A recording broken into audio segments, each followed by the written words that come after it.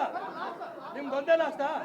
ಅವರೆಲ್ಲ ಒಪ್ಸಿ, ಅವರೆಲ್ಲರೂ ಒಪ್ಸಿ, ನಿಮ್ದೊಂದು ಕೇಳ್ತೀನಿ, ಅವರೆಲ್ಲರೂ ಒಪ್ಸಿ.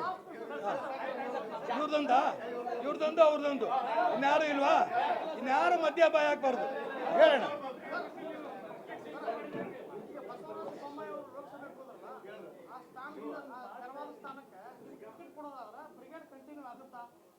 ಬಸವರಾಜ್ ಪಾಟೀಲ್ ಅಲ್ಲ, ಯತ್ನಾಳ, ಬೊಮ್ಮಾಯಿ ಅಲ್ಲ, ಯಾರೇ ಬಂದು ಕೇಳಿದ್ರು ಕೂಡ ನಾನು ಚುನಾವಣೆ ಈಗ ನಿಲ್ಲಲ್ಲ, ಮಗನೂ ನಿಲ್ಲಲ್ಲ. ಹಾ ಹೇಳಪ್ಪ, ಮತ್ತೆ ಯಾರು ಪ್ರಶ್ನೆ? ದಯವಿಟ್ಟು ಈ ಕಡೆ ಪ್ರಶ್ನೆ. ಇಲ್ಲ ಇಲ್ಲ ಇಲ್ಲ ಕೇಳಲ್ಲ, ಇಲ್ಲ ಅಂದೆ. ಇವ್ರೊಂದೇ ಏನು ಎಷ್ಟು ಲಾಸ್ಟು? ನೀವು ಒಂದು 50 ಜನ ಇದ್ರಿ, ಎಲ್ಲರೂ ಲಾಸ್ಟ್ ಇದ್ರೆ ಸಾಯಂಕಾಲ ತಂಗೆ ಆಗತ್ತೆ. ಇಲ್ಲ ಇಲ್ಲ ಬಿಡುಗಡೆ ಮಾಡಬೇಕು ಅಂತ ಹೇಳಿ ಅಹಿಂದ ನಾಯಕರು ಹೋಗಿ ಸಿಎಂ ಭೇಟಿ ಆಗ್ತಿದ್ದಾರೆ ಸರ್. ಇಷ್ಟು 40 ವರ್ಷ ಜಾತಿ ಗಣತಿ ಮಾಡಿದ್ರು, ಈಗ ಯಾಕೆ ಸಿದ್ದರಾಮಯ್ಯನವರು ಅದಕ್ಕೆ ಇದನ್ನ ಮಾಡಕ್ಕೆ? ನೇರವಾಗಿ ಹೇಳ, ಪ್ರಾರಂಭದಲ್ಲಿ ನಾವು ವಿರೋಧ ಪಕ್ಷ ಇರೋಂಥ ಸಂದರ್ಭದಲ್ಲಿ ವಿರೋಧ ಪಕ್ಷ ನಾಯಕ ಇರ್ಬೇಕಾದ್ರೆ ನಾನು ಎಚ್.ಎಂ. ರೇವಣ್ಣವರು ಉಗ್ರಪ್ಪನವರು ಪಕ್ಷಾತೀತವಾಗಿ ನಾವು ನಿಲುವಳಿ ಸೂಚನೆ ಮಂಡನೆ ಮಾಡಿದ್ವಿ. ಸಿದ್ದರಾಮಯ್ಯ ಮುಖ್ಯಮಂತ್ರಿ, ರಾಮನ್ ಬಂಟ, ಆಂಜನೇಯ ಅವನು ಸಮಾಜ ಕಲ್ಯಾಣ ಸಚಿವ, ಹೌಸಲ್ಲಿ ರಿಪ್ಲೈ ಕೊಟ್ಟರು. ನಾನು ಹಿಂದಿನ ದಿನ ಕಾಂತರಾಜು ಭೇಟಿ ಮಾಡ್ಕೊಂಡು ಬಂದಿದ್ದೆ, ರೆಡಿ ಇದೆ, ಮುಖ್ಯಮಂತ್ರಿ ಕೊಟ್ಟರೆ ಕೇಳಿದ್ರೆ ನಾಳೆನೇ ಕೊಡ್ತೀವಿ.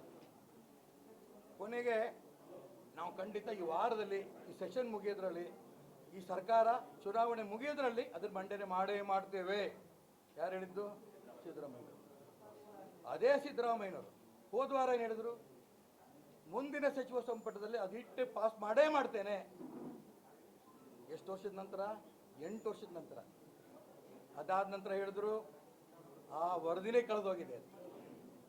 ಆಮೇಲೆ ಹೇಳಿದ್ರು ಸೆಕ್ರೆಟರಿ ಸೈನ್ ಮಾಡಿಲ್ಲ ಅಂತ. ಜಯಪ್ರಕಾಶ್ ಹೆಗಡೆ ಬಂದರು, ಅವರೊಂದು ರಿಪೋರ್ಟ್ ಕೊಟ್ಟರು.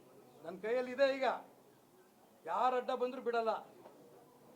ಮೂಡಾ ಮೈ ಮೇಲೆ ಬಿತ್ತಲ್ಲ, ಇದು ಡೈವರ್ಟ್ ಮಾಡೋಕ್ಕೆ ಎಲ್ಲರೂ ಶುರು ಮಾಡಿದ್ದಾರೆ. ಆಗಲೇ ಈಗ ಅವ್ರ ಪಕ್ಷದವರೇ ಶುರು ಮಾಡಿದ್ದಾರೆ. ಜಾತಿ ಜನಗತಿ ಅವಕಾಶ ಕೊಡಲ್ಲ ಅಂತ ಕೆಲವರು, ಕೊಡ್ತೀವಿ ಅಂತ ಕೆಲವರು. ಮುಖ್ಯಮಂತ್ರಿಗೆ ಸಿದ್ದರಾಮಯ್ಯನವರಿಗೆ, ಯಾಕಂದರೆ ಅವ್ರು ದೇವ್ರ ಮುಂಚೆ ನಂಬ್ತಿರ್ಲಿಲ್ಲ. ಈಗ ದಿನಾ ಚಾಮುಂಡೇಶ್ವರಿಗೆ ಬರ್ತಾರೆ, ಒಳ್ಳೇದು. ನಾನು ಚಾಮುಂಡಿ ಬುದ್ಧಿ ಕೊಟ್ಟು ಹೇಳೋರಿಗೆ ಇನ್ನೂ ಕೊಡಲಿ, ನಾನು ಬೇಡ ಅನ್ನಲ್ಲ. ಆದರೆ ಜಾತಿ ಜನಗಣತಿ ಯಾವುದೇ ಜಾತಿಗೆ ತೊಂದರೆನೂ ಕೊಡೋದಾಗಲಿ ಪರ ಇರೋದಾಗಲಿ ಗೊತ್ತಿಲ್ಲ ನಮಗೆ.